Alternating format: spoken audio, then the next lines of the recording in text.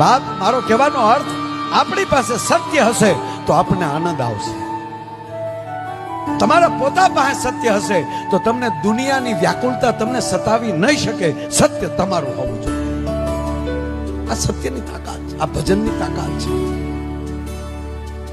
25-30 લાખ માણસ સાહેબ જુનાગઢના શિવરાત્રીના મેળામાં આવીને વયું જાય અને એમાંથી કોઈને એમ કહેવાય ગયો ઢાઢ્યો તાવ ન આવે. લાખો માણસ પરિક્રમા કરીને નીકળી જાય સાહેબ, એક પણ એમ કહેવા ગયો કે એક માણસને કીડી ન કરડે. આનાથી તમારે ધાર્મિકતાના મોટા પુરાવા બીજે ક્યાં લેવા જવા?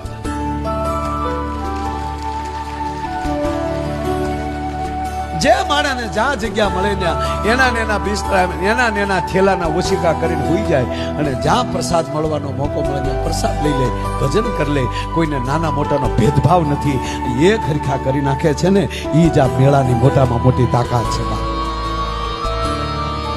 હમણાં જ બેને ગાયું એટલે એક નાની વાત કહી.